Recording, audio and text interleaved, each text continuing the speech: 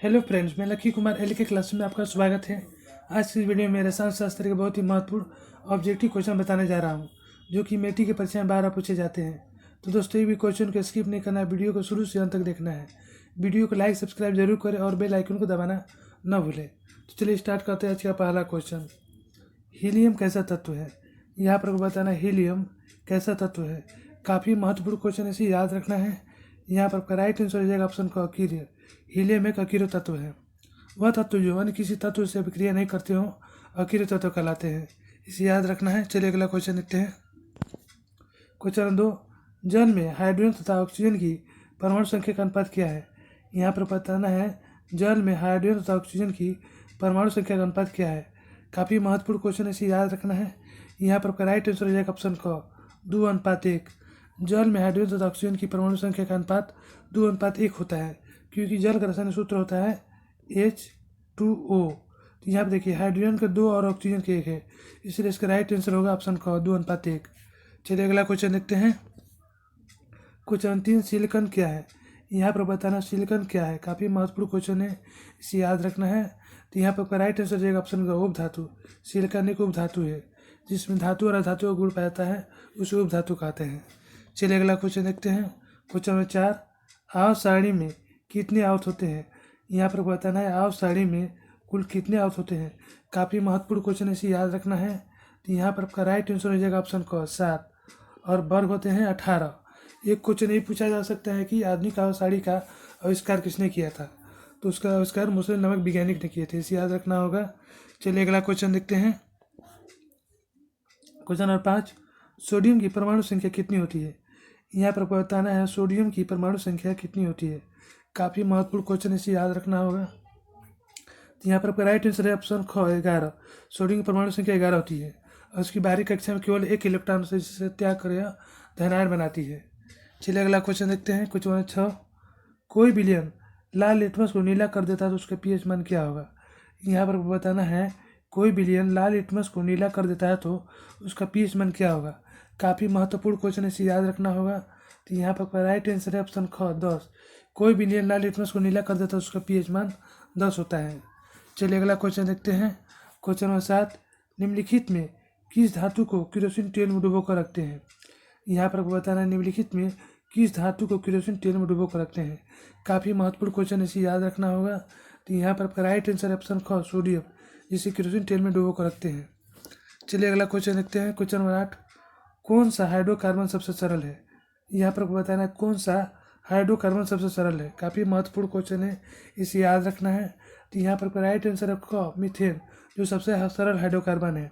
इसका सूत्र होता है CH4, इसे याद रखना है। चलिए अगला क्वेश्चन देखते हैं। क्वेश्चन नंबर 9, संगमरमर का रसायन सूत्र क्या होता है? यहाँ पर बताना संगमरमर का रसायन सूत्र क्या होता है। काफ़ी महत्वपूर्ण क्वेश्चन है, इसे याद रखना है। तो यहाँ पर राइट आंसर है क CuCO3, जो संगमरमर का रसायन सूत्र होता है। चलिए अगला क्वेश्चन देखते हैं। क्वेश्चन नंबर 10, निम्न में किस धातु का गलनांक सबसे कम होता है? यहाँ पर बताना निम्न में किस धातु का गलनांक सबसे कम होता है। काफ़ी महत्वपूर्ण क्वेश्चन है, इसे याद रखना होगा। यहाँ पर राइट आंसर है ख सोडियम, जिसका गलनांक बहुत ही कम होता है। चलिए अगला क्वेश्चन देखते हैं। क्वेश्चन नंबर 11, धोबिया सोडा का रसायन सूत्र क्या होता है? यहाँ पर बताना है धोबिया सोडा का रसायन सूत्र क्या होता है। काफ़ी महत्वपूर्ण क्वेश्चन है, इसे याद रखना है। यहाँ पर राइट आंसर है ख Na2CO3.10H2, जो धोबिया सोडा का रसायन सूत्र होता है। चलिए अगला क्वेश्चन देखते हैं। क्वेश्चन नंबर 12, बक्साइट किस धातु का अयस्क है? यहाँ पर बताना है बक्साइट किस धातु का अयस्क है। काफ़ी महत्वपूर्ण क्वेश्चन है, इसे याद रखना है। तो यहाँ पर राइट आंसर है ग एल्युमिनियम, जो बक्साइट का अयस्क होता है। एल्युमिनियम का संकेत है Al, इसका परमाणु संख्या होता है 13, इसे याद रखना है। चलिए अगला क्वेश्चन देखते हैं।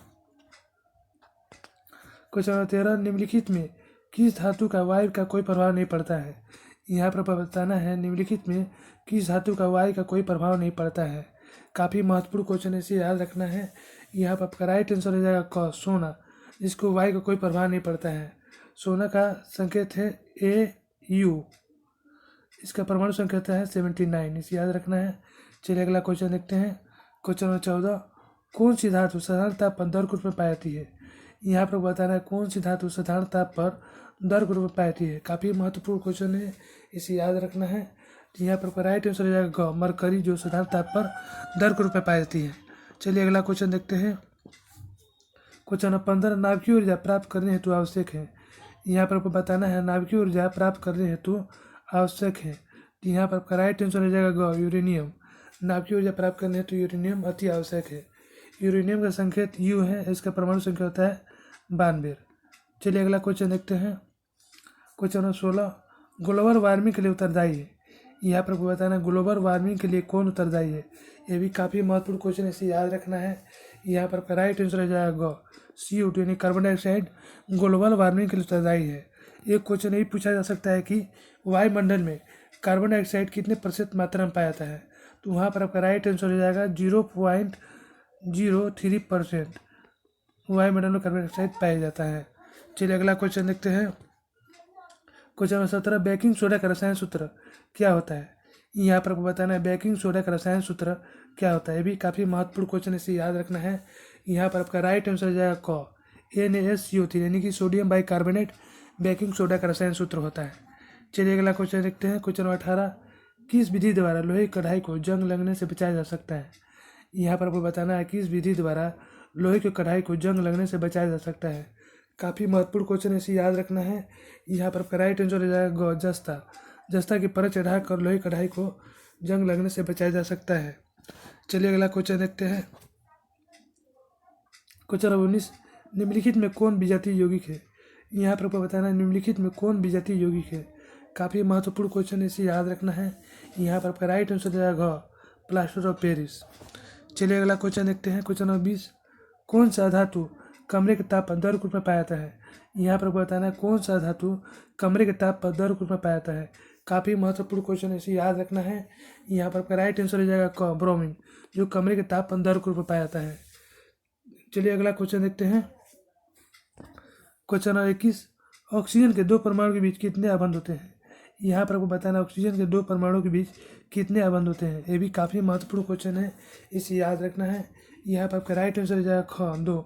ऑक्सीजन के दो परमाणु के बीच 2 आबंध होते हैं, क्योंकि ऑक्सीजन की बाहरी कक्षा में केवल 6 इलेक्ट्रॉन होते हैं और उसे 2 इलेक्ट्रॉनों की आवश्यकता होती है अपना अष्टक पूरा करने के लिए। इसलिए 2 ऑक्सीजन परमाणु आपस में साझा कर अपना अष्टक पूरा कर डबल बॉन्ड बनाते हैं। जैसे कि ये ऑक्सीजन होगी, उसकी बाहरी कक्षा में 6 इलेक्ट्रॉन है, 1 2 3 4 5 6। वहीं पे एक और यहाँ पर ऑक्सीजन है, 1 2 3 4 5 6। इससे 2 इलेक्ट्रॉन साझा कर अपना अष्टक पूरा करता है। ये इससे 2 इलेक्ट्रॉन लेकर अपना अष्टक पूरा करता है। इस तरह यह डबल बॉन्ड बनाता है, इसे याद रखना है। चलिए अगला क्वेश्चन देखते हैं। क्वेश्चन 22, निम्न में कौन 2 इलेक्ट्रॉन खोकर आर्गन जैसी अस्थायी इलेक्ट्रॉन की विन्यास प्राप्त करता है। यहाँ पर बताना है निम्न में कौन 2 इलेक्ट्रॉन खोकर आर्गन जैसी अस्थायी इलेक्ट्रॉन की विन्यास प्राप्त करता है। यहाँ पर आपका राइट आंसर हो जाएगा ऑप्शन क, C यानी कि कैल्शियम, जो अपना इसके बाहरी कक्षा में केवल 2 इलेक्ट्रॉन तो जिससे त्याग कर आर्गन जैसी अस्थायी इलेक्ट्रॉन की विन्यास प्राप्त करता है। चलिए अगला क्वेश्चन देखते हैं। क्वेश्चन 23, जीव द्रव्यमान ऊर्जा स्रोत का उदाहरण निम्नलिखित में से कौन नहीं है। यहाँ पर बताना जीव द्रव्यमान ऊर्जा स्रोत का उदाहरण निम्नलिखित में से कौन नहीं है। काफ़ी महत्वपूर्ण क्वेश्चन, इसे याद रखना है। यहाँ पर आपका राइट आंसर हो जाएगा ग, नाभिकीय ऊर्जा, जो जीव द्रव्यमान ऊर्जा स्रोत का उदाहरण नहीं है। चलिए अगला क्वेश्चन देखते हैं। क्वेश्चन 24, निम्नलिखित में कौन सबसे अधिक अभिक्रियाशील है। यहाँ पर बताना है निम्नलिखित में कौन सबसे अधिक अभिक्रियाशील है। ये भी काफ़ी महत्वपूर्ण क्वेश्चन है, इसे याद रखना है। यहाँ पर आपका राइट आंसर हो जाएगा ग, Ag, यानी कि चांदी जो अधिक अभिक्रियाशील होता है। चलिए अगला क्वेश्चन देखते हैं। क्वेश्चन 25, निम्न में किस हाइड्रोकार्बन के 3 आबंध होते हैं। यहाँ पर बताना निम्न में किस हाइड्रोकार्बन के 3 आबंध होते हैं। ये भी काफ़ी महत्वपूर्ण क्वेश्चन है, इसे याद रखना है। यहाँ पर आपका राइट आंसर हो जाएगा ग, C3H4 यानी कि एलिन, इसके 3 आबंध होते हैं। इसका संरचना सूत्र रहता है C single bond, C triple bond, C single bond और हाइड्रोजन। यहाँ पर एक हाइड्रोजन और यहाँ पर एक हाइड्रोजन, यहाँ पर एक हाइड्रोजन। तो हाइड्रोजन के बाहरी कक्षा में केवल 1 इलेक्ट्रॉन होते हैं, जिसे वो 1 इलेक्ट्रॉन और लेकर अपना अष्टक पूरा करता है। वही कार्बन के बाहरी कक्षा में केवल 4 इलेक्ट्रॉन होते हैं, जिसे 4 इलेक्ट्रॉन ग्रहण कर अपना अष्टक पूरा करता है। तो देखिए यहाँ पर हाइड्रोजन जो है वो कार्बन से 1 इलेक्ट्रॉन लिया, ये हाइड्रोजन इस कार्बन से 1 इलेक्ट्रॉन, ये हाइड्रोजन इस कार्बन से एक इलेक्ट्रॉन लेकर अपना स्टेप पूरा करता है, और एक कार्बन इस हाइड्रोजन से एक, इस हाइड्रोजन से एक, इस हाइड्रोजन से एक, इस कार्बन से एक लेकर अपना स्टेप पूरा करता है। ये कार्बन इस कार्बन से एक, इस कार्बन से 3 लेकर अपना स्टेप पूरा कर रहा है। ये कार्बन इस कार्बन से 3, इस हाइड्रोजन से एक, ये हाइड्रोजन इस कार्बन से एक लेकर अपना स्टेप पूरा करता है। इस प्रकार एल्कीन का संरचना सूत्र बनता है। तो दोस्तों हमारी वीडियो आपको अच्छी लगी तो इसे लाइक सब्सक्राइब जरूर करें और बेल आइकन को जरूर से जरूर दबाएं, जिससे नए वीडियो का नोटिफिकेशन आपको मिलता रहे। धन्यवाद।